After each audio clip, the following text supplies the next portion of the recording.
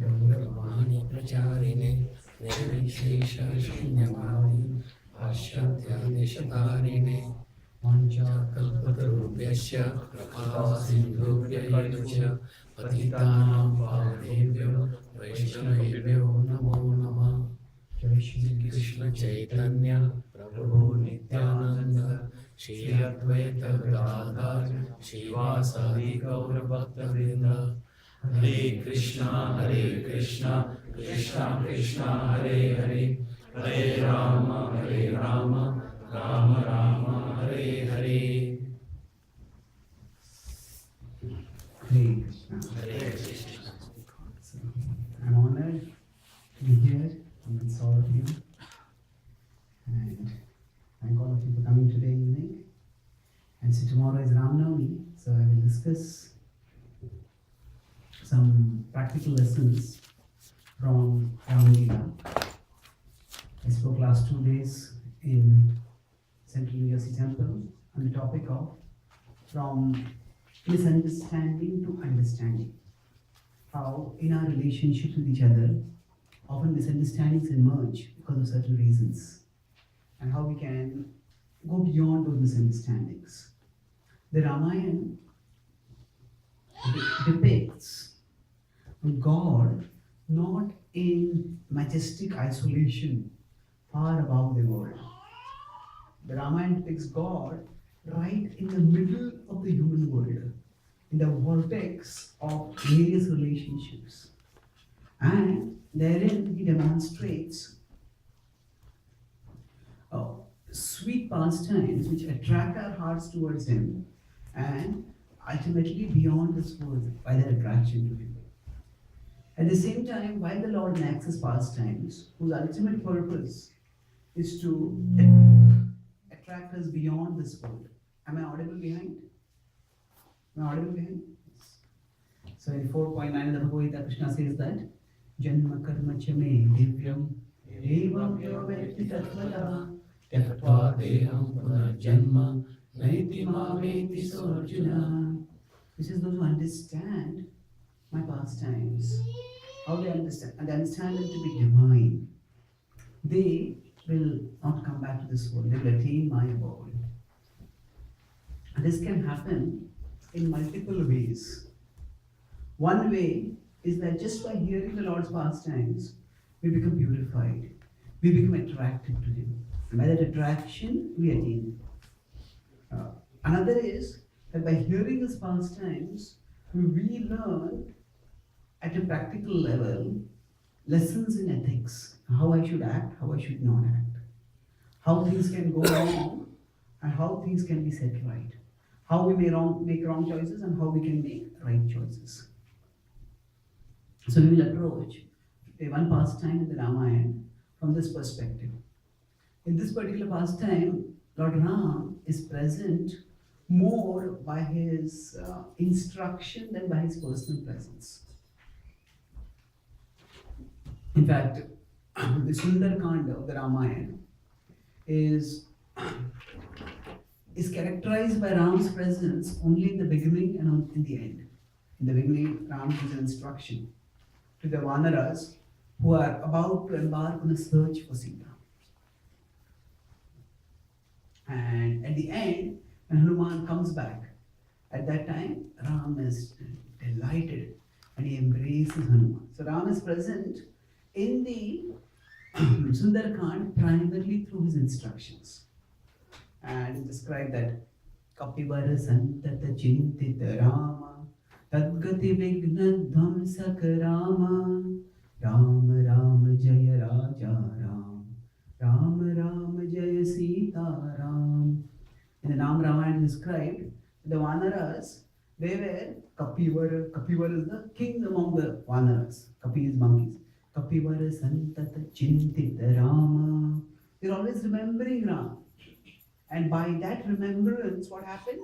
Tadgati Vigna Dhamsaka Rama. Whatever in their destination was to serve Lord Ram, to find Mother Sita for his service. Tadgati. In that gati, in progressing toward that, there are many Vigna. So the obstacles came. Dhamsaka Rama. Lord Ram destroyed those obstacles. Now, sometimes the Lord acts miraculously by personally intervening. So, when Draupadi was in danger, the Lord intervened as an unlimited sari. Other times, the Lord may intervene, but not necessarily in such miraculous ways. He may just intervene through some extraordinary set of circumstances. And a devotee sees that this actually is God acting. So that's what happens in this particular incident. Now, Lord Ram has been separated from Sita for a long time. And when Vali is dethroned, Sugriva is enthroned. At that time, Ram wants Sugriva and the Vanaras to immediately search out for Sita. But Vali is the son of Indra. And when Vali is killed, Indra becomes angry. And in that monsoon season, Indra showers down a phenomenal amount of rains. And the rains are so torrential that nobody can move out, nobody can search. That's why for the 4 months of the rainy season, the Vanaras just can't move out in search of Sita. Then eventually, initially Sugriva is a little carried away by all the allurement of royal pleasures available after a long time. But eventually, Hanuman and Tara remind him of his duty. And then he arranges for 4 divisions of monkeys to go in 4 different directions. And the monkey division led by towards the south is most likely to find find Sita, because Ravana has been seen taking Sita southwards. That's what Jatayu has told them. So now Angada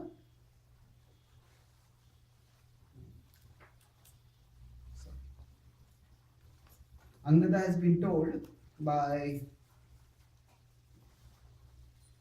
Angada is made the leader of this particular group simply because Angada is the prince regent. And Hanuman, because Hanuman is also very resourceful, and Hanuman is the first person that Ram has met among the Vanaras. Hanuman is also sent in this group. And Ram has a special affection for Hanuman, special regard for Hanuman. Although Hanuman till now has not done anything extraordinary. Now Hanuman comes into his own form in terms of his heroic activities later in this pastime. This is the account. So Angada is the leader. There are 3 major monkeys. There is Jambavan, there is Hanuman and Angada. And the theme we will discuss is that when we work in a team, often there are tensions that come up. And how those tensions occur and how they can be resolved. Whenever we are working in any group project in some service. So Angada is the official leader. Although Angada is much younger. Sometimes it happens that a younger person is made a leader while there are much elder people also in the team. That itself creates certain level of tension. So, so then here, Jambavan is the oldest among them, and he's given due respect because of that. But he, because of his age, he's not as strong as he was earlier. Hanuman is of course almost like a peer of Sugriva, so he's also older to Angada.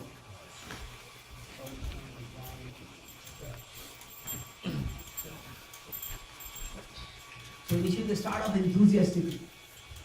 And Sugriva has told that all of you should come back within 1 month. Whether you find or don't find, come back within a month. And the Vanas keep pressing toward the south, they keep going down. They face many dangers, somehow they survive, and they emerge stronger. But 1 month is nearly passed, and they have found no sign of Sita. And normally, when things are going right, the mind tends to be happy. When things start going wrong, the mind starts taking small problems and making them big. Now sometimes, if one thing goes wrong, second thing goes wrong, third thing goes wrong, now fourth small thing goes wrong also, we just can't do anything, I just give up. It's a small thing, why are you getting so worked up? But that small thing is just the tip of the iceberg. There are many other things which have gone wrong, which have burdened the person, and then this last thing is overwhelmed. So when we face problems at that time, the mind becomes negative, and when the mind becomes negative, when small problem starts becoming appearing big. So the mind deludes us in many ways. The Bhagavad Gita says that the mind is our enemy as long as it is not controlled. Bandhuratmatmanasya yenatmaivatmananchita. Anatmanastu shatrutve vartet atmaiva shatrut. As long as it is not controlled, it is our enemy. When it is controlled, it becomes our friend. So one of the ways in which the mind acts inimically is that it magnifies problems. Small problem, it makes it appear very big. So when the Vanaras are not able to find Sita, at that time they start discussing what to do now. 1 month is over. So some of them say that let us press on and keep searching for Sita. Some others say no, Sugriva has told us that we should go back. We should go back immediately. And then some others say that actually Sugriva will be upset with us because we have not found Sita and nor have we returned on time. And this view is expressed by Angada. Now, Angada is the son of Vali. And Vali was the elder brother of Sugriva. And Vali has just recently been killed. And Angada, although is very powerful, he's still young. Angada is, to some extent, his role is something similar to the role of Abhimanyu in the Mahabharata. Of course, Abhimanyu becomes a martyr. Angada lives on. But Angada is young. Heroic, but at the same time, he's impetuous. So Angada says that we should not go back. He says if we go back to the kingdom, Sugriva will redeem us as failures for not having found Sita, and he will punish us for our delay and our failure, for our failure in finding and delay in returning, and he will have us disgraced in front of everyone. And he will even have us executed. The other one says, what are you talking about? He says, no. He says that actually, don't think that this is beyond Sugriva. If a person can have his own brother killed, then for his own purposes, what else can he not do? If he could have the king killed, who are we in front of them? A person who, for the sake of kingdom, has his own brother killed cannot be trusted.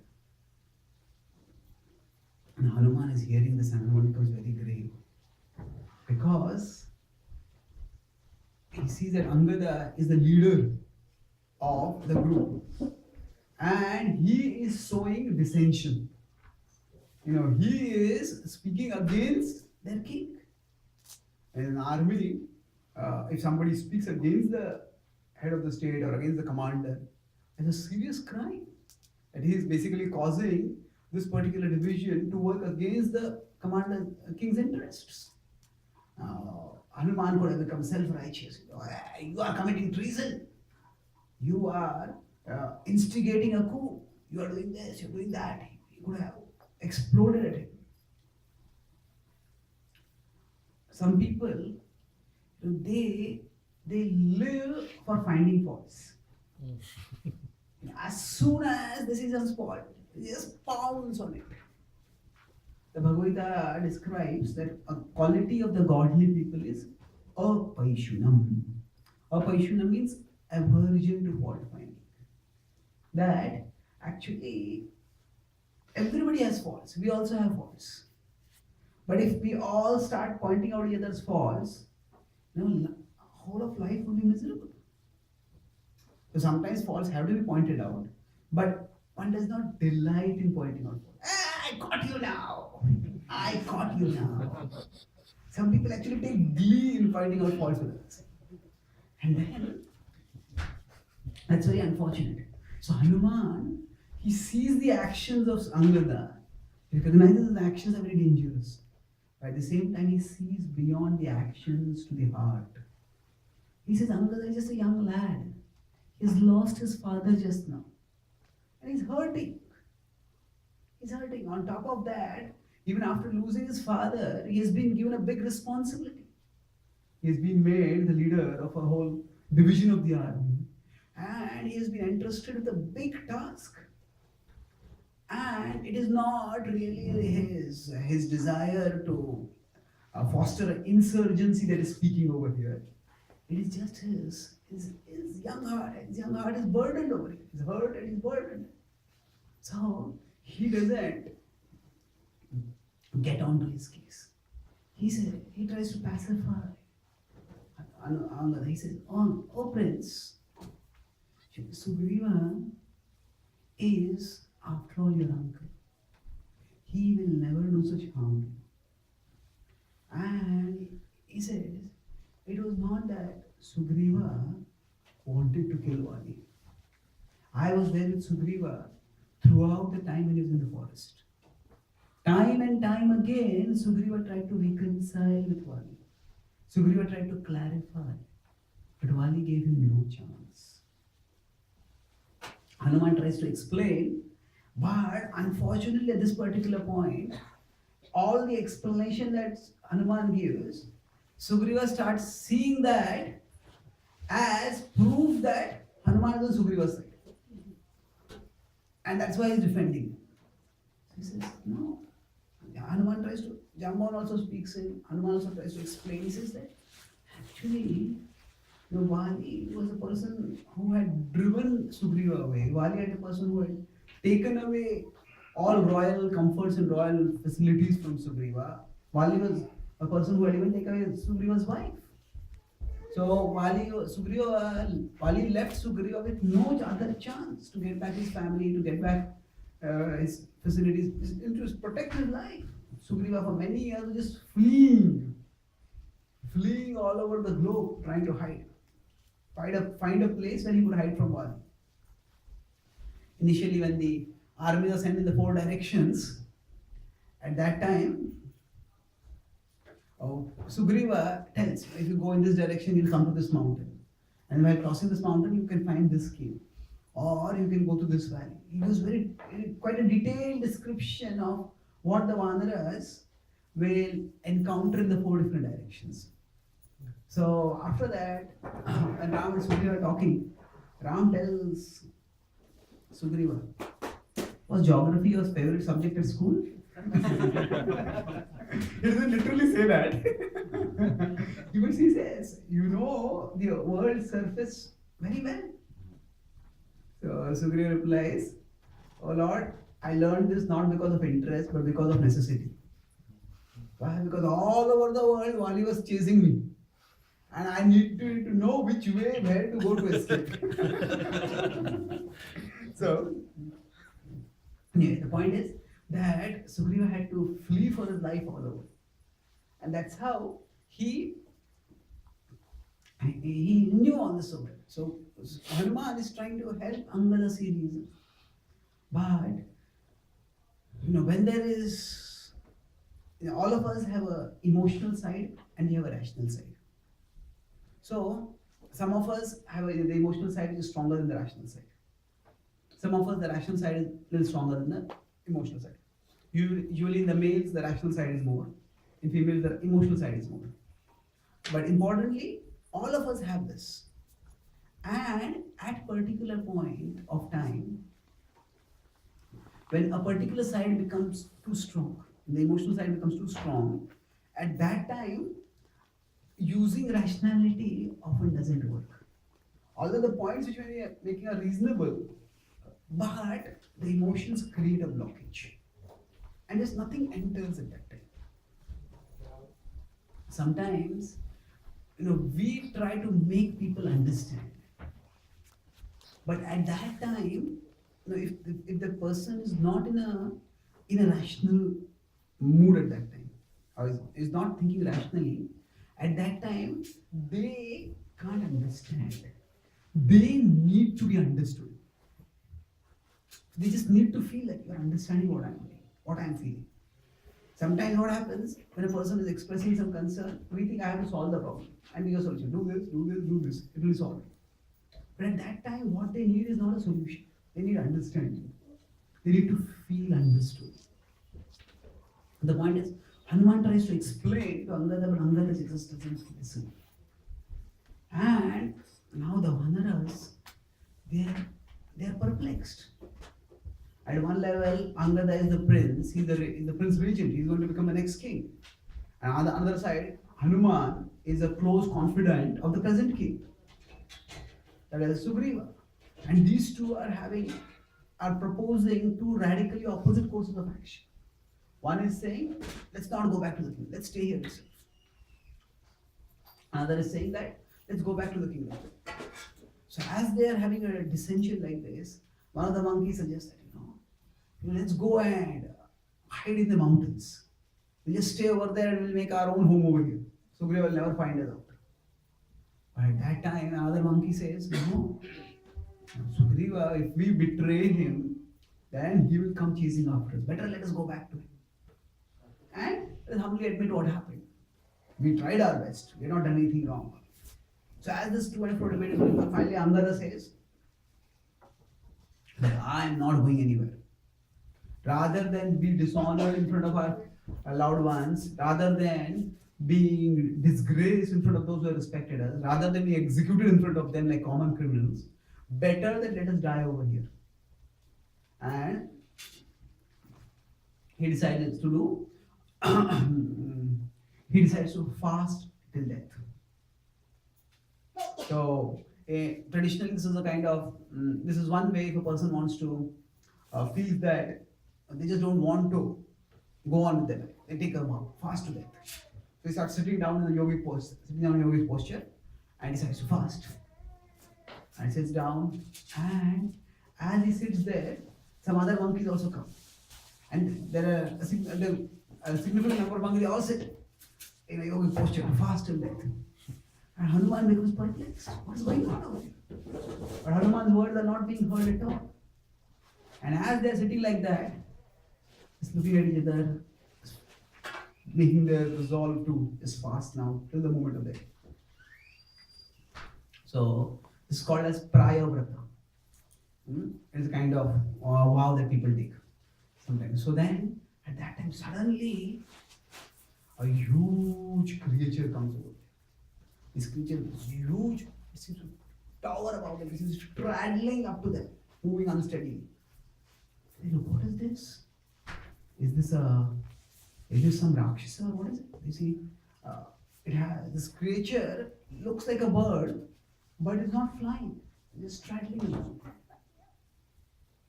And as they watch, they start thinking, what is this? Who is that creature? Sampati. Sampati is Jata's brother. Jata's brother. So now, he comes there and he says, he starts looking at these monkeys and he says, Providence has arranged a big feast for me today. Now he is a vulture. So he doesn't attack and kill the monkeys. He is waiting for them to fast till death. So he sits next to them. Waiting for them to fall. Now it is one thing to fast to death, but actually to think that one's body will be ripped apart and will become the flesh for someone else, that is much more scary prospect. So many people actually sometimes decide, my life is useless, I'm going to commit suicide. But actually about suicide it is said, many people sometimes may decide to commit suicide and in India maybe they go and lie on the rails. They lie on the rails and when they hear the sound of the rails, they get up next time. Because what happened, about suicide is said that the act is courageous, but the action is cowardly. What that means is the act is, to end one's life, it requires courage to even contemplate an idea. So if a soldier goes and fights in a war and is ready to die, it's courageous act. But when one is doing that action because of frustration with life, because of inability to cope with the problems of life, that is cowardly. So here, when the Vanaras, they decided we are going to fast to death.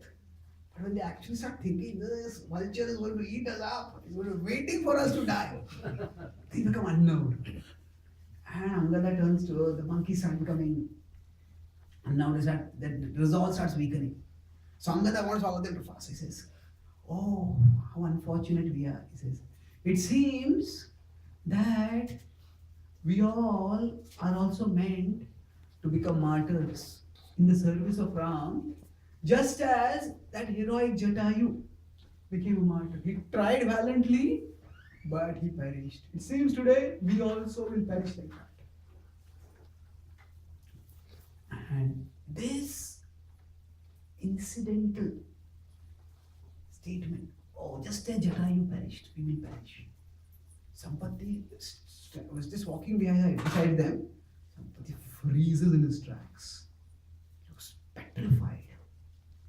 He asks, "Oh monkey, what did you speak just now? What am I hearing about Jatayu? Is Jatayu no more? Please tell me what happened." And then, at that particular time, Angada asks, "You know Jatayu? Who are you?" So he says, "I am Jatayu's elder brother." I tell the story of how both of them had tried to ascend to the sun. And when they tried to ascend to the sun, because the heat was so much, Jatayu, being the younger brother, elder brother had a protective spirit. So he tried to protect him with his wings. His wings got burnt at that time. And he fell down to the earth. And there, when he had fallen, a sage had told him, he had felt, "What is the use of my life if I don't have wings? Wow, what is the use of my life?" Now, all of us, if we consider our life, there is something which is the center of our life. For some of us, it may be our looks. Some of us, it may be our particular skill, maybe a surgeon, the skill with the hands, a software engineer, skill with the computer programs. For somebody else, it may be, for a sports player, it may be their sporting expertise. And that is what we feel, this is what I'm living with. And if somehow that is taken away, it is a devastating loss. What is the point of living? So that's what he says. For a bird, the wings are what enable it to fly. The wings are what enable it to search for food. And the wings are lost. He says, "What am I living for?" He says, "What is the point of life?" He asks the sage. And the sage tells him that actually everything that happens has a purpose. That you, although you had wings and you flew across the world, in future, in your wingless state, you are destined to do a great service for the Lord. And he says, "Although I can restore your wings now to you, but I will not. Because without those wings, you will be able to do a valuable service in future for Ram. And you are worried, when will you get food without the wings?" He says, "I will bless you, that you will get food constantly." So, sometimes we hanker to serve the Lord, and we feel, "I need this for serving the Lord. And because I don't have this, I can't serve." Then we want to preach, "I just can't speak well, so I can't serve the Lord. I can't sing well, so I can't serve the Lord. I don't have this, so I can't serve the Lord." The Lord wants us as we are. The Lord accepts us as we are. So whatever skills we have, use in serving Him, and gradually He will renew us more skills. We don't have to think that I need a particular thing for serving. Yes, with that thing we may be able to serve better. But the point is, whatever is our strength, that strength can be used to serve the Lord, but that very strength can also become our substitute for the Lord. That means we think, "I have this, and with this I am good, I am great. What do I need God for?" So the very thing which is our strength, which can be very, very powerfully used to serve the Lord, that can also become our excuse for not surrendering to the Lord. We take shelter of that instead of taking shelter of the Lord. Now, whatever strengths we have, they are very valuable. Now, if we have speaking ability, we have singing ability, we have managing ability, we have artistic abilities, whatever, they are very good. But they need to be used to take shelter of the Lord, not that we take shelter of them. And sometimes, if we start taking shelter of that thing instead of the shelter of the Lord may take that thing away from us. And then we are forced to take shelter of Him alone. That's what happened to somebody. He told him that in this condition also you will be able to serve the Lord. And as he was trying, as he waited, so he told this whole story. Now he was telling all the story to Angada, and Angada heard this. So he said, "Oh, you're Jatayu's brother." Angada was hearing this. He was hearing and started thinking, "Oh, that means you flew all over the world. If you flew all over the world, that means you must be knowing where is Lanka. Do you know where Lanka is?" He says, "Yes. Why do you want to know?" Then they told. He told them, "What are you telling me about Jatayu? What happened?" He told the whole story about Jatayu. And he shed tears in sorrow. And he wanted to offer water to perform the last rites of Jatayu. So they picked him up and took him. The monkeys took him. Now, seeing there his grief, monkeys were moved and they picked him up, took him to the nearby river. He offered water as the last rites. And then afterwards, Angada started thinking, if he's Jatayu's brother, he says, do you know where is Lanka? Do you know where is Ravana? As Sampati had become completely desolate, thinking, I just can't fly. And also, now my brother, to save whom I lost my wings, he's also no more. What is the point of living? But as soon as he heard, do you know where is Lanka? He perked up. He realized, this is my opportunity to serve the Lord. I said, yes, although I have lost my wings, I have not lost my vision. I can still see far. I can see in the south there is the ocean, and beyond the ocean there is Lanka. And there, Sita is there. I had seen Ravana taking a damsel, taking a woman, was crying in distress with him in the southern direction. Scale the ocean and you will find Sita. Now the monkeys, all the plan of Prayavrata was lost. They abandoned it, jumped up in joy. Yes, we are going to find Sita. Marching towards the ocean. Now, if we look at the story, actually we'll see at a level there are four broad contours to what happened. First is there's a group of people, the four monkeys, they came together for a challenging cause. Finding Sita, finding one human being somewhere in the whole world, it's very difficult. Now we'll just go on Google and search if you want to find something. See if they can spot it. But they had to physically go and search at that time. It was a very difficult cause. And then, when they started facing problems, when they failed, they started facing problems. And when there were, when the problems started coming, just like, say this mic, it appears strong, but when a lot of weight falls on it, at that time we come to know how strong it is. There are cracks inside, and with a lot of weight, the cracks start emerging and it starts cracking. So like that, people appear like a team, but when pressure comes, then the cracks start coming. And then people the differences start surfacing and they start falling apart, going apart. That's what happened. When they faced a failure, at that time, they faced a problem which seemed to be like a failure, they started going apart. And then what happened?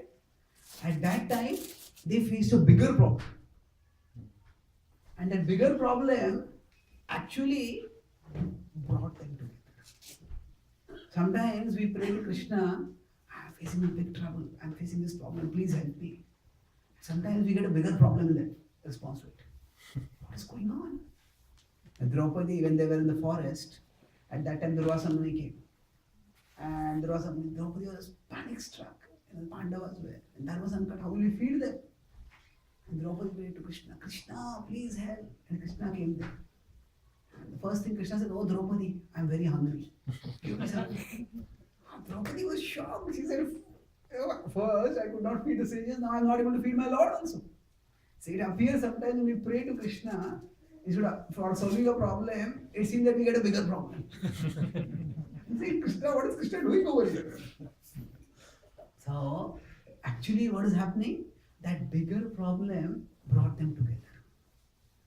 So what happens is, we often function in the world at a materialistic level. So we may be together for some cause, but it often is superficial. So when we face a problem, that we start going apart. When we face a bigger problem, I just can't solve it.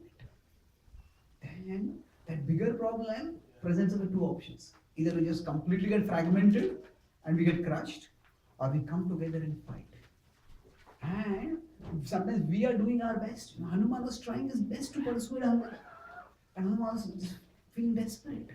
Hanuman was not able to help. He was not able to, he was thinking, what is happening over here? I came to find Sita and here we are having dissension over here. What is going on? He was trying his best. He was praying to Ram. Nothing seemed to be happening. At that time, when this bigger problem came, still the Vanas did not immediately get united. But help came from an entirely unexpected quarter. What was that? One incidental word spoken by Angada. We will meet an end like Jatayu. That completely changed Sampatti from a predator to a benefactor. So the way Krishna helps is something which we can't predict. Sometimes when we face problems, we try to mind read Krishna. What is Krishna thinking? What is Krishna doing? We try to mind read the Lord, his mind is far bigger than ours. We can't do that. So what we need to do is simply try to keep serving. So somehow or the other, from where Krishna will help, we can't say. Krishna has his own mysterious ways of helping. Srila Prabhupada came to America. He faced problem after problem after problem. In India, he started the League of Devotees and he was driven out of that practice. He tried to work with his godbrothers and his godbrother told him that, practically had him leave the matha where he was staying. He tried to distribute magazines and a cow came and knocked him down. He finally got free passage to go on a ship and he had a heart attack. He came to America and he was living here, but then he had to stay with a person who had a different philosophy and he would not allow Prabhupada to speak the philosophy of bhakti. Then finally he got his own place, but at that place, the watchman only broke and stole away Prabhupada's dictaphone and other possessions. And finally, Prabhupada got his own place and another place he got, where there's some interested people coming. And he thought that this is the time when things are going to work out.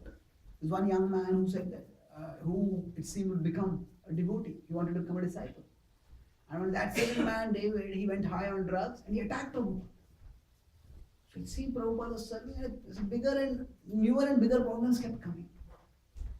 But then one day Prabhupada, at that time, he had no means to actually even publicize. Now preaching, it requires a publicity. You tell people, okay, there's a program over here, please come. So Prabhupada used the cheapest and the oldest means of publicity. What was that? He would just go for long walks. He was in exotic dress in America. Just go for long walks. And people would see him. So one day he was going for a walk. And there was Brahmananda Prabhu and Kirtananand. Bruce and Keith. They had actually gone to India in search of a guru. But they had faced a big problem. Two problems actually.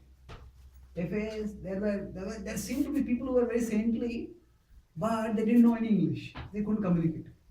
And there are others who knew English, but they did not look saintly at all. They were just interested in money and power and prestige. They came back disappointed. And Prabhupada was just walking along the streets. And actually that day, both of them were going to another friend's place to take drugs. But one of them, they had a normal way to go to take drugs, but one of them said, let's go by this way. I said, no, this is a longer way. No, let's go by this way. And they're going along that way. And they could have been looking anywhere, here or there. Suddenly look on the other side and they look. So, hey, there's an Indian Swami over here. And then a truck came by. And they wonder where they thought, have you already taken drugs? Are we hallucinating already? They thought, will the Swami be there after we look again? And they looked again. So Swami is there. And they saw to their surprise that Swami had stopped. And he was also looking at them. And then another truck came. And they wondered, what is this? And the Swami disappeared. And then the truck went by, the Swami was still there. Then they crossed over. And they went to, are you from India? Prabhupada said, yes. And what about you? Prabhupada asked him. He says, oh, we are not from India, but we have been to India. And then they started talking to Prabhupada. And then Hare Guru writes that when he also met Prabhupada, he said, it was High Guru Prabhu and Kirtanand Prabhu, not Brahmanand Prabhu, that they had gone. So he said that actually we realized the best of India was here in Lower East Side for us. So it was, how did it happen? Prabhupada could have been walking anywhere, they could have been walking anywhere, but Krishna arranged that they met on this place. So how Krishna works, we can't predict. So our goal is, our purpose should be, let me just keep doing my best, let me just keep serving. And Krishna will work in his own ways. So here Krishna works with that, just this casual comment from Angada. And then what happened? Sampatti turned a benefactor. Sampatti told everything to them. So essentially, when we find that actually speaking, there is dissension happening outside. We are not able to, some people are not able to work together. We are not able to work with someone, that person is not able to work with us, whatever. At one level, it can lead to a lot of accusations. You did like that, you spoke like that, you did like that. You just go into that mode of accusation, counter-accusation, counter-accusation, counter-accusation. It just goes on and on and on. There's no end to that. Yes, in general, in every situation, it's never that one person is right and another person is wrong. Everybody is at fault. Some people's fault may be more, some people's fault may be less. But the difference between the way devotee resolves a conflict and the way materialistic people resolve a conflict is that a devotee goes inwards first.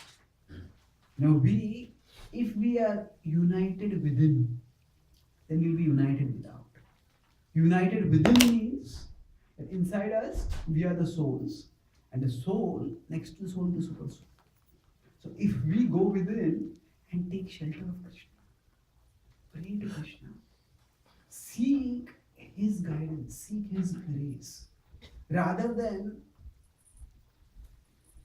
trying to externally prove ourselves right. You are wrong, I am right. And that kind of clarification, rectification is required. But when that becomes the first thing that we do, then what happens? If I try to prove you are wrong, even if I am right and you are wrong, still, or if you try to prove that you are and I am wrong and you are right, even if you are right, what happens is whoever is wrong, then ego goes into the defensive. And once the ego goes into the defensive, even a nuclear bomb cannot explode anymore. Yes, no matter what reasoning people say, no, but I am right. He says, a man convinced against his will is of the same opinion still. So it just doesn't work. So if you go within, take shelter of Krishna. Now that unity within, when we have, then we will be able to become calm.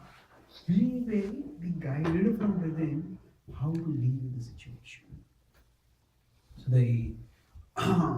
that guidance will enable us to resolve. Now all conflicts may not be resolved to everyone's satisfaction, but many of the conflicts, they can be minimized.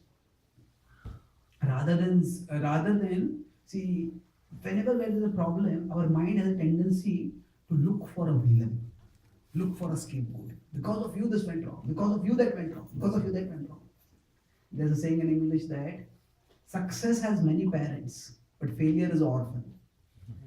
So whenever something's go wrong, nobody wants to claim responsibility. Because of you, because of you, because of you.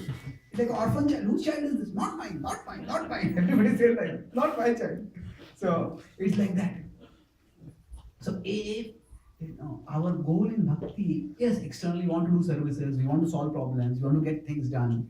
But ultimately, our goal is to reach Krishna. Our goal is to reach Krishna. And Krishna is the hero who is there within us. If we are searching for the villain without, we can't find the hero within. Krishna is within us. If we are searching for a villain, because of you things went wrong, because of you things went wrong, because of you things went wrong. Yes, things may have gone wrong, but Krishna can set things right. We need to connect with him. But as long as our focus is on finding out some scapegoat, some villain, as if we are searching for the villain without, we can't find the hero within. So our goal should be, whatever is the situation, let me go closer to Krishna, let me take shelter of Krishna. And with that calmness, with that clarity, we can again emerge.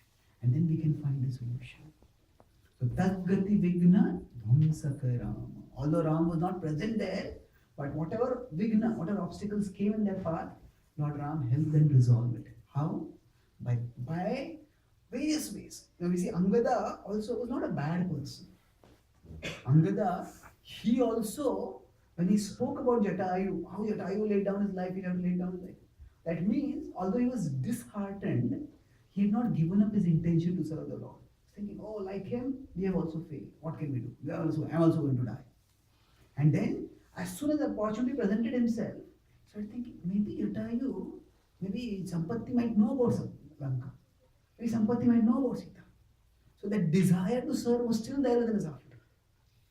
And then as soon as the opportunity came, his intelligence also manifested and he started acting properly. Now later on, Angada never again expressed doubts about Sugriva. Later on, he fought heroically in the war that took place against Ravana's hordes. He fought heroically and felled many mighty demons. Angada never expressed any suspicions against Sugriva, and nor did any of the monkeys make a big issue out of it and tell Sugriva, he tried to instigate treason against you. No, they let the dead past bury its dead. So under pressure, we may all do certain things sometimes. So once the issue is resolved, sometimes we just hold the past against a person. And what happens? When we keep holding the past against the person, then we don't let that person outgrow the past. Because whatever we have to do, we need energy. Yes, sir. Even if a person has done something wrong, for them to improve, they need energy. But if you are holding their past strong against them, then their energy doesn't get directed towards improving themselves. Their energy gets dissipated in defending themselves. I did not do like that. I did not mean like that. I did not like that. Their whole energy goes in defending themselves. The energy is not left for improving themselves. So if somebody has done something in the past, just forget it. No, we all have committed mistakes in the past. So neither Sugriva nor Hanuman nor any of the Evankelis on Sugriva's side ever held that against Angada. So in this way, we also, whenever somebody speaks something, somebody makes a mistake, we don't have to hold it against them. Yes, what has happened has happened. What is over is over. Life moves on and we also move on. And when we move on like this, there will be obstacles in our life. The Bhagavad Gita says, Machitta sarvadurgani matprasadat karishyasi. If you become conscious of me, you will pass over all obstacles by my grace. Our struggles won't last forever, but we will. We are eternal. And struggles, no matter how big they seem, they are temporary. And if we remember the eternal, we remember our eternal Lord, then whatever struggles we are facing, we will be able to see that they are not that big. We will be able to tolerate them.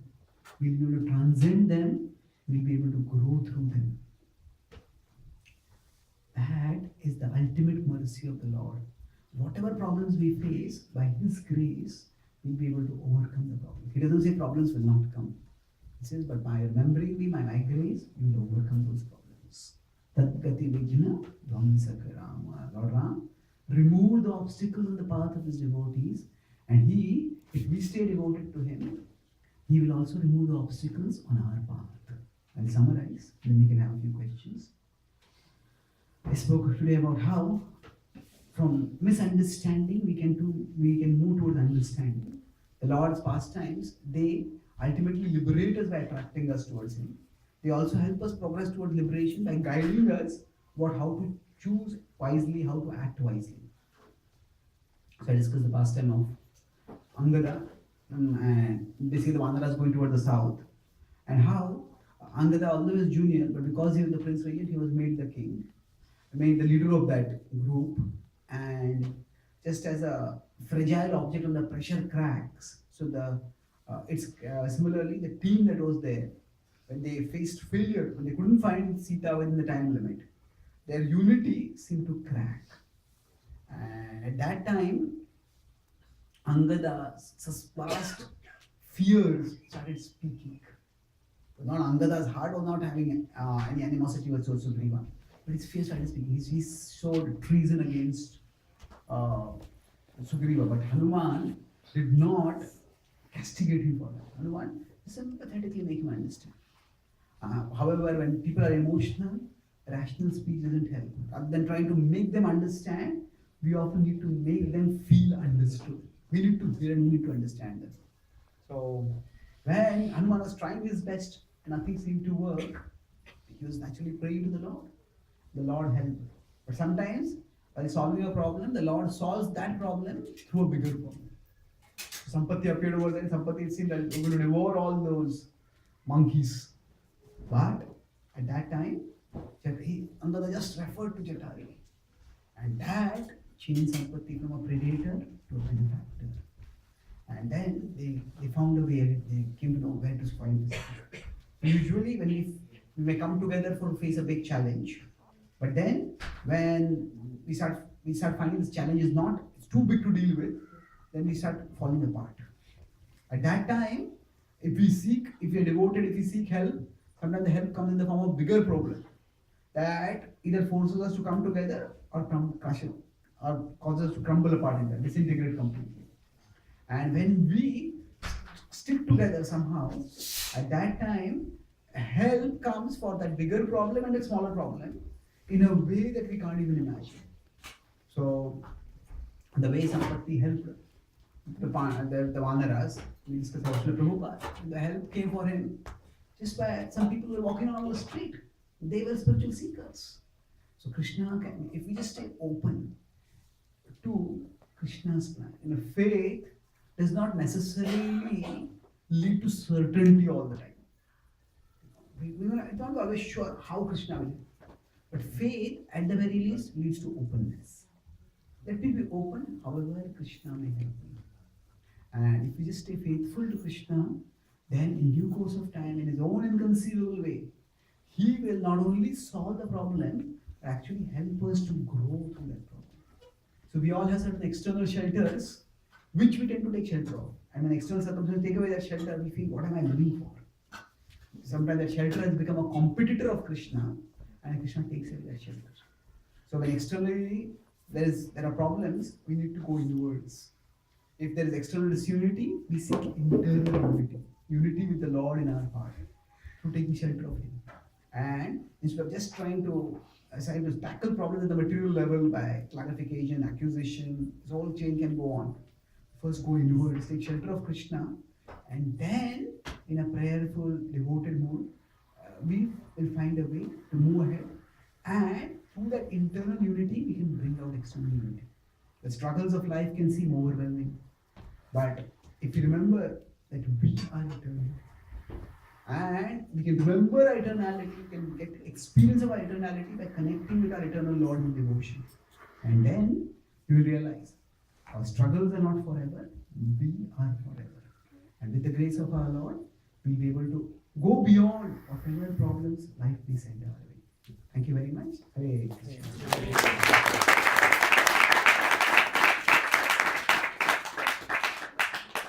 Are there any questions or comments?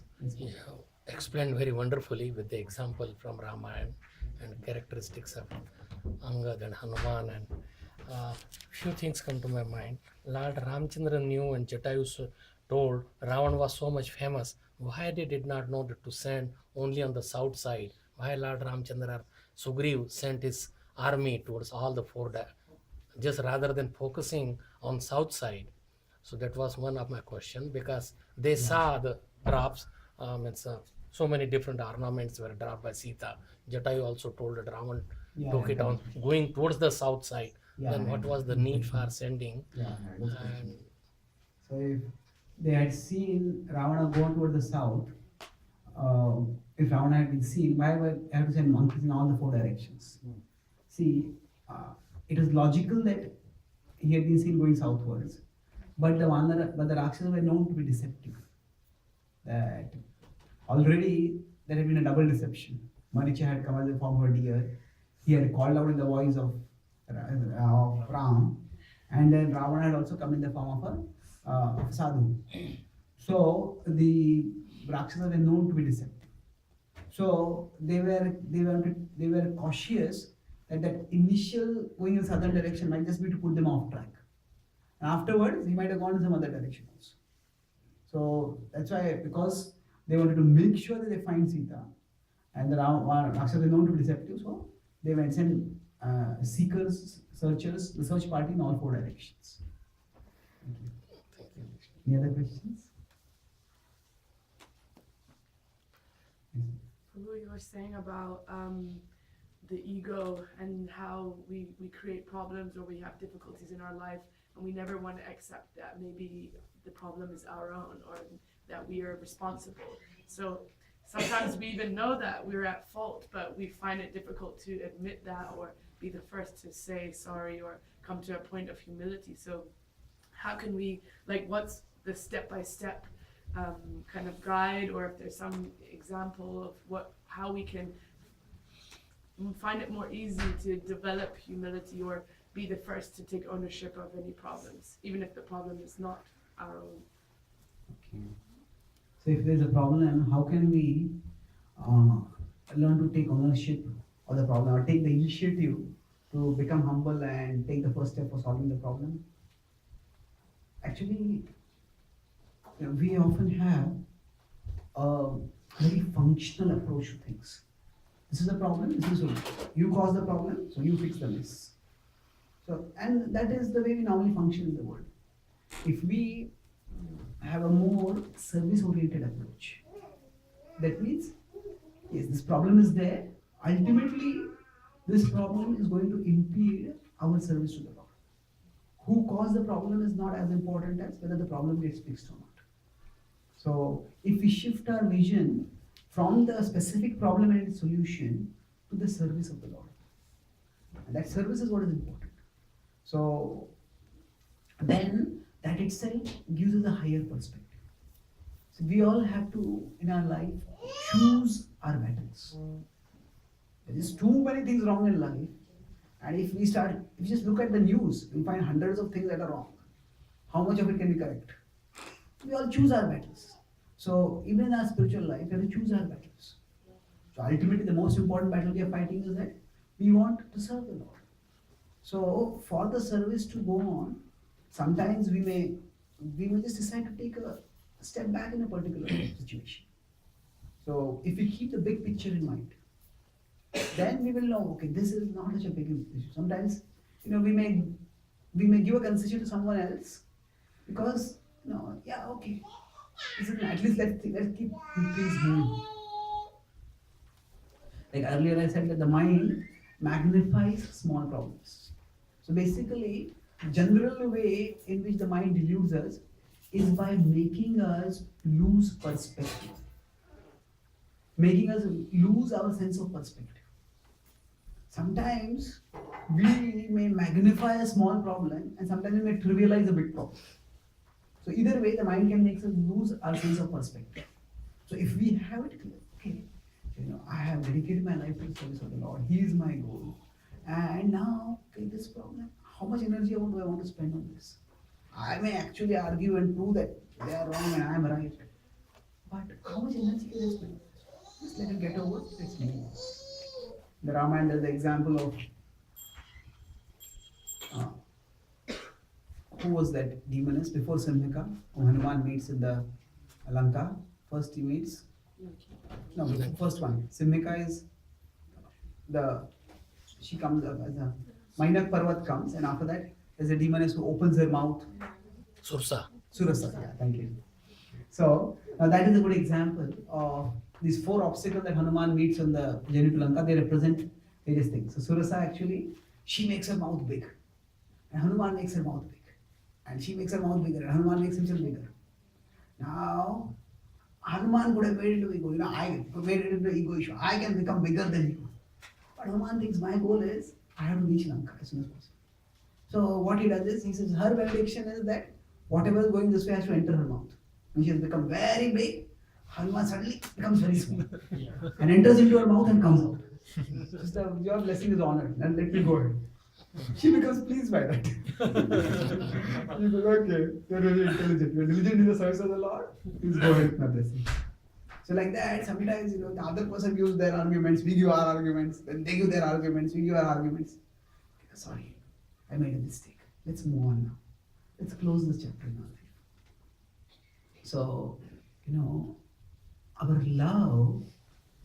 our love for Krishna should free us from the necessity of being right in every argument.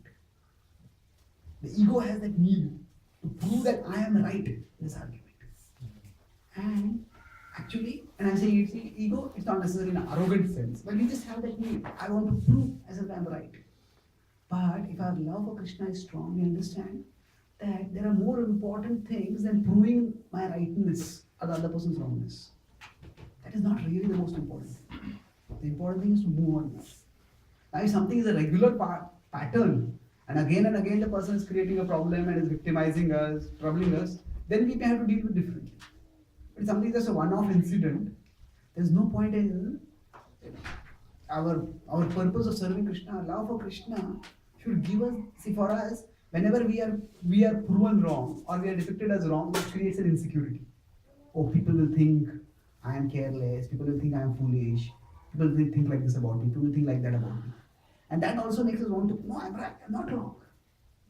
But if we are fixed in Krishna, Krishna knows our heart. We want to serve him. And okay, I made a mistake. Let's move on. So that way, if we are devoted to Krishna, we have security with him. We don't need constantly in every situation the world to approve us. So even if we are painted as wrong in some situations, if it's not a very big thing, we just move on in our life.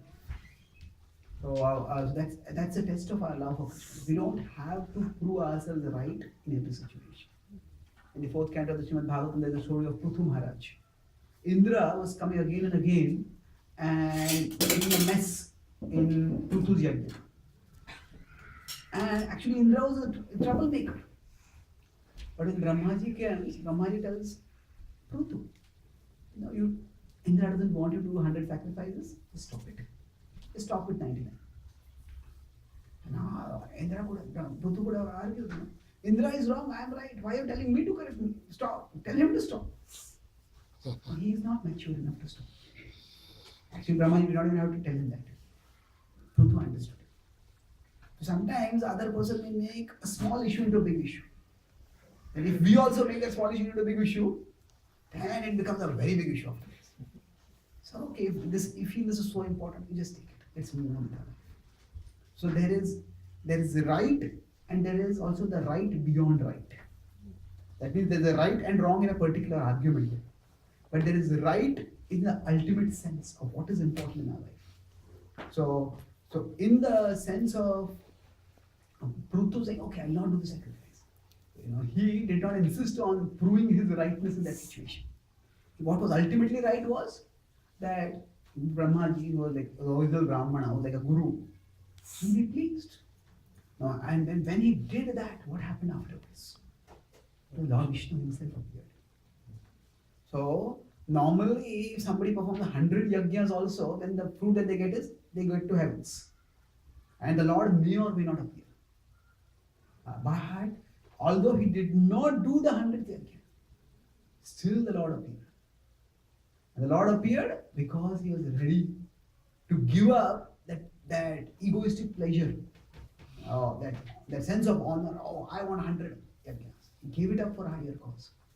So if we keep that higher cause of the Lord service in the mind, I know that Krishna understands us. So sometimes even if in a particular argument we are proven wrong, it doesn't matter. Let's take the humble position and move on with our service to the Lord. Does that answer your question? Prabhu, this answer for Mother Tulsi is very, very right and very logical. What I wanted to know, this is for devotees only who knows Krishna and higher caste. But how we could go to the whole material world and explain to them the situation, what they should do. If they come to you for counseling or for asking, how we could convince them, because they don't understand Krishna. Okay, yeah. So if we have to tell some people who are not devotees that they should just let some things go and move on in their life, When they're not devotees, how can they understand? So actually, even in material life, it helps to let small things stay small. For example, say if we are going for an important meeting, and then suddenly somebody comes across and cuts across our vehicle, and we have to brake and stop, and that person just moves on. Yeah, you fool! You are a jerk. What are you doing? We feel like, I want to give you a piece of my mind and call the cops and I will have you punished. Now we may go after that person and chase that person, and then it becomes like a car chase on the road. And even if we catch them, even if we give them a piece of our mind, even if the police penalize them, in the whole process, we may be late for some important meeting, and even if we reach there, we are so disturbed. We are not able to function at that time. So even in ordinary life, we having a sense of perspective helps. Okay, this is a problem, but which is the bigger issue to solve? Which is the bigger issue to solve? So that sense of perspective is valuable even in material life. And through examples from material life, we can convey this point to them. At the same time, it is good if this sense of perspective is very difficult to have when a person is in Rajoguna or Tamoguna. In the mode of passion or ignorance, we just feel, I have to do something. In the mode of passion, we want to get back at that person. Mode of passion means revenge. Mode of ignorance means self-pity. Everybody trambles on me. Everybody does like this to me. I am like a scapegoat for everyone. It always happens like this to me. Just keep feeling sorry for ourselves. So, in the mode of goodness, we just understand, okay, sometimes life gives us a bad deal. Just move on. Now, if we are honest with ourselves, sometimes life gives us a good deal also. Sometimes we do one right thing, but we get a very nice result for that. So, that sense of, so generally, if people are very disturbed, it's just if you can get them to the mode of goodness. Just be calm, gentle, give them a hearing, let them vent their emotions. And when they vent their emotions, as long as the emotions are going round and round, then they keep them agitated. They keep them in the mode of passion or get them into the mode of ignorance. But once they get their emotions out, calm them down. They could come up. They come to the mode of goodness. Maybe have some prayer, a session of prayer with them, have some little kirtan, little bhajan. Just get them to the mode of goodness. Then after that, they can hear. And even materialistic people also recognize that I have to keep things in. I have to keep small things small. They say, what is that saying in English? Don't sweat the small stuff. So, like that. So, if we can get them to the mode of goodness, they will also be able to get a sense of perspective. That sense of perspective becomes much clearer if we connect with Krishna. But even goodness, Sattvat Sanjayate Jnana. There also it helps.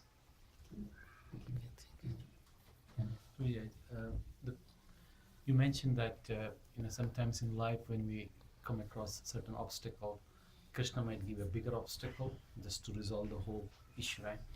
But if I know that I'm not advanced enough, that Krishna is in charge of my all plan, sometimes I might feel, okay, these obstacles might be coming from because of my own karma.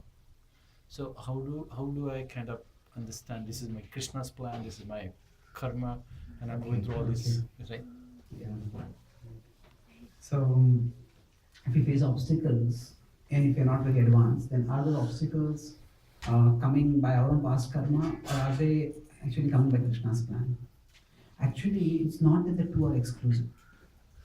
No, Krishna's plan can also work through our karma. That means certain problems may come because of our karma. But if we take shelter of him, Krishna can bring good even out of the bad. Bad things will happen in life. That's the result of our past karma. But Krishna can bring good out of the bad also. So for us, if we start getting too analytical about why this is happening, where this is coming from, it is coming from past karma, it is coming from Krishna's plan, we don't have to focus on that. Rather than focus on where this is coming from, we should focus on where this is taking me.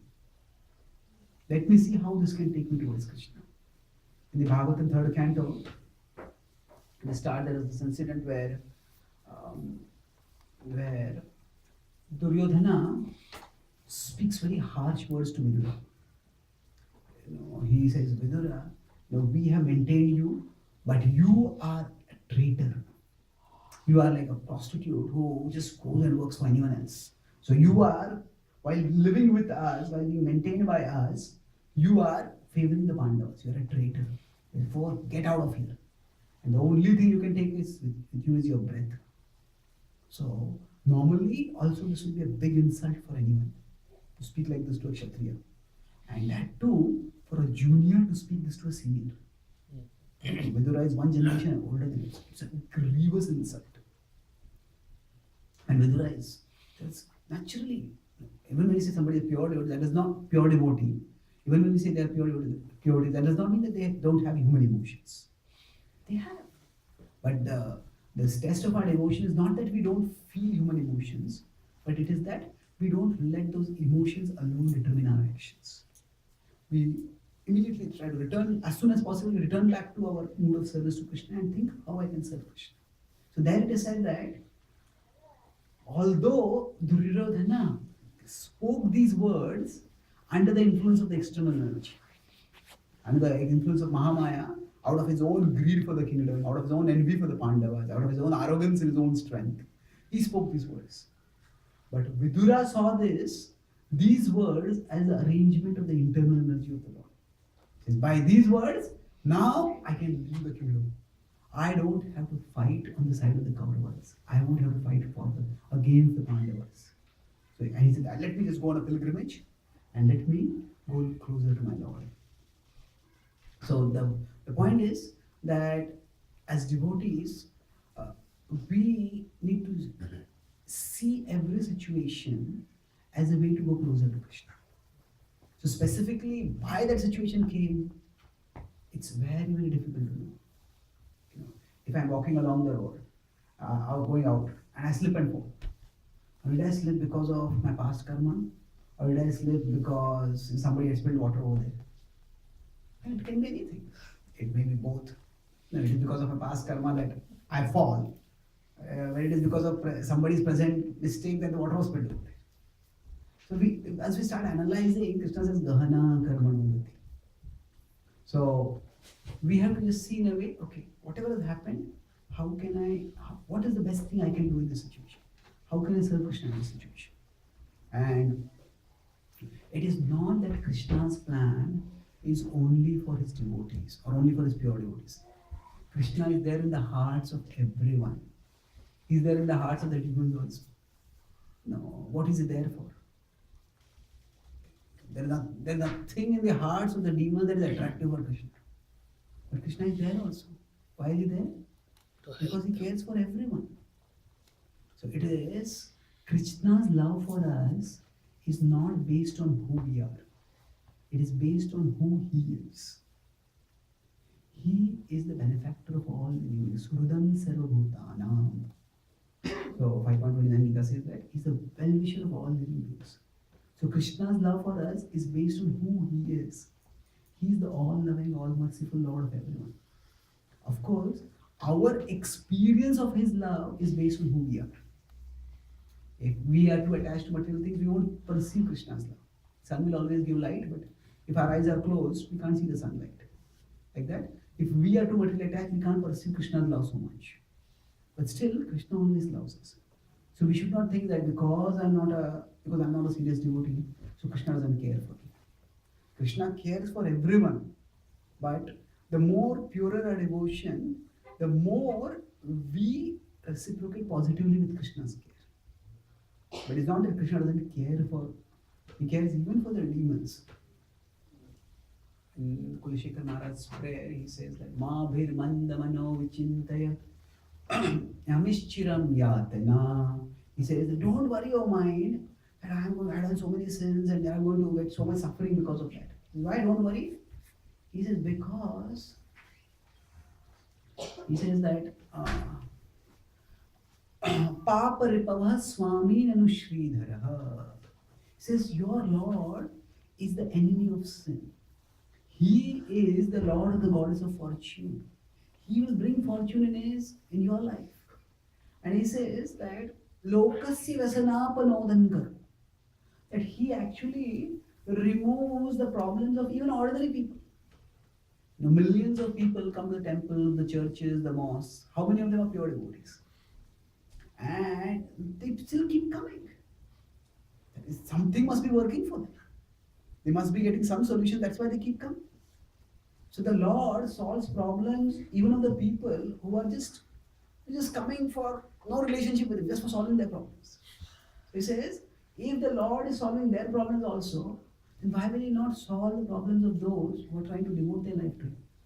Alasyam vepaniya bhakti sulabham dhyayasvanara. Just give up laziness, give up doubt, give up lethargy, and just devote yourself to the Lord. You devote yourself to Him, He will take care of you. That's Kulshekar Maharaj's prayer. So we should not think that the Lord's love for us depends on the purity of our devotion. He always loves us. If you more pure our devotion, the better we reciprocate with Him. But He always cares for us, and whatever is happening for us, even if it is because of past karma, the Lord's plan can act even through that. So Krishna always wants to help us. And if we think, how can I serve Him in this situation? Then we let Him help us. Without our cooperation, He can't help us. So by our submissive service attitude, by our desire, Krishna, how can I serve in this situation? We open ourselves to getting His help. Does that answer your question? Thank you. Very beautifully answered. Very nice. Yes, Lord. Till what time should we go on? Yes, So, you mentioned some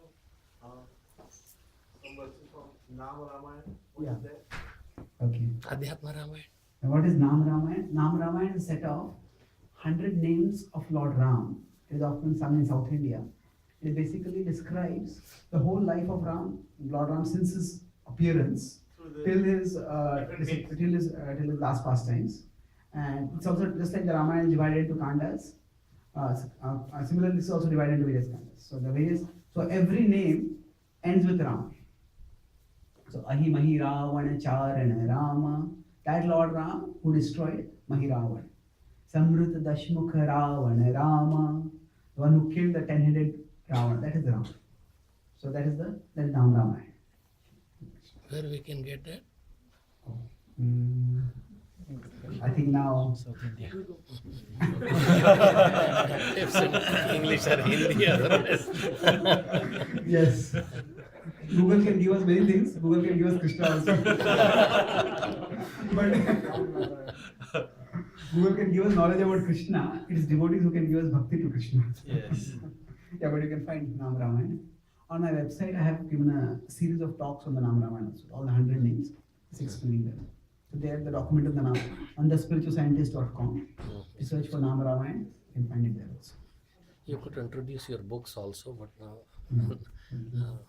Nilmani Prabhu has some questions. You were discussing this concept of unity in the example of Angad and Hanuman and Jammu. And the resolution was that, ultimately they weren't able to really unite, and ultimately the Lord's mercy in the form of a bigger problem came which caused them to unite. I mean, and we are faced with kind of disunity everywhere, whether it's in our workplace or societies or families, and so many times always those situations are occurring. Maybe it's a symptom of Kali Yuga, right? But does that mean that we just sit and wait for things to become more harmonious, or is there something proactively we should be trying to do to recognize that the unity is really important and we have to strive for it collectively? Like Prabhupada's message, right? You show your love for me by how you cooperate. How do we actually handle that? So is it that if there is disunity, we just wait for the Lord's mercy to restore unity, or should we also try to do proactively something to be united? Prabhupada told us that your love for me will be shown by how you cooperate. Yes, we see Hanuman did try. Hanuman was trying his best, but somehow his words didn't affect Angad. So we do try our best to maintain unity, and sometimes things just don't work at our level. So surrender to the Lord can often happen in multiple forms. Normally, when you think of surrender, you think of Draupadi, raising her hands, surrendering to Krishna. But if you see the Bhagavad Gita, it also ends with a call for surrender. Sarvadharman pratyaja mam ekam sharanam vraja. Now, and Krishna, that is 18.66, 18.73. Arjuna is saying, yes, I will surrender. Karishye vachanam te. But then how does Arjuna surrender? Arjuna doesn't surrender by raising his hand in helplessness. Arjuna surrenders by raising his bow in readiness to fight. So sometimes surrender means complete dependence on the Lord. Sometimes surrender means complete readiness to do whatever it takes for the service of the Lord, including fighting for the service of the Lord. So surrender can take many forms. So definitely, when we have the opportunity, we can take proactive measures. We can, guhyam akhyati pruchya. If certain devotees are working together in a project, they come together, spend quality time together, share one another's hearts, understand each other better. So then, when we understand each other better, then when some problems come and somebody behaves in some unexpected way, we understand where this person is coming from. So that way, we can, using our God-given intelligence, take steps to come together, to understand each other better, even in a normal course of life. That's one thing we can do. Another thing we could do is also, the material and the spiritual are not competitive, they are complementary. That means at a material level, also we may have to work practically. Now, in our movement, we also have ISKCON Resolve, the devotees who are trained in mediation. And if there are some devotees who have conflicts, they come together and they help to resolve the issues. So, like that, there are practical measures which also can be taken. And these practical measures have also helped. Sometimes we may also have to learn a little bit skills for how to communicate in a non-aggressive way, in a non-violent way, in a more sensitive way. So Arjuna, when he fought Krishna, he fought for Krishna in the Kurukshetra war. So how did he win the war? Was it by the knowledge of the Bhagavad Gita? Or was it by the knowledge of archery that he had learned throughout his life? It's both. The knowledge of the Bhagavad Gita helped him to get the inspiration, the conviction to fight. At the same time, he also needed the knowledge of archery that he had learned throughout his life. So, even for a pure devotee like Arjuna, the spiritual was not the substitute for the material. He needed material skills to fight. Yudhishthira is also a great devotee. But Yudhishthira could not achieve in the Kurukshetra war what Arjuna achieved. Because Yudhishthira did not have the material skills. So sometimes, some of us may just not have the skills for communicating properly, negotiating. The skills alone are not the solution. But the skills may be a part of the solution. It is not necessary that just by chanting Hare Krishna alone, all problems will be solved. By chanting Hare Krishna, yes, problems will be solved. But sometimes the problems will be solved by the chanting Hare Krishna may give us the intelligence about what we need to do to solve the problems. And one part of what we need to do may be that we need to learn some skills. So, generally speaking, if a group of devotees is working together on something important, then in advance only we can anticipate that problems are going to come. So it's best that we learn to come close to each other. We try to create some mechanisms by which conflicts can be resolved. And I once in Colombo, I gave a class on especially cooperation among equals. And having some policies in place for resolving potential conflicts. It's very important. And let's see, it's a little jarring example. When the 5 Pandavas married Draupadi, Narada Muni came to meet them. And what did Narada Muni do? Narada Muni told them a story of 2 demons, Sunda and Upasunda. They were inseparable, they were brothers, and they had got a benediction that nobody would kill them except each other. And they were creating havoc. So, what the gods did, they went to Brahma and they had Brahma fashion Apsara, Tilottama. And as soon as both of them saw her, he said, no, she will be my wife and your sister-in-law. I said, no, she will be my wife, your sister-in-law. And they fought with each other. And they killed each other. And now, the Pandavas are all pure devotees. Narad Muni told this story to them and he said that now all of you married the same wife, it can lead to problems amongst you. And he sat with them and they made a plan. You know, when Draupadi is one of them, others will not intrude at that time. So even among pure devotees, when there are sources of potential sources of conflict, there has to be planning to resolve them. He will understand, or she will understand. It doesn't work like that. No, understanding has to be established beforehand. So if we, using our godly intelligence, we find out these are areas which are likely to be areas of conflict, then create some policies in advance to either minimize the conflict or to create a mechanism for resolving the conflict. So it's not that just we depend on Krishna's mercy. No, Krishna's mercy can come also in the form of he will give us the intelligence of what we need to do to prevent problems or to minimize problems. So surrender is both. So when everything that we have done, nothing is working, that time surrender means just raise your hands. But it is not that is the only form of surrender. Before that also all the service that we are doing, that is also surrender. So when I first started giving classes, a devotee gave me some guidelines for public speaking.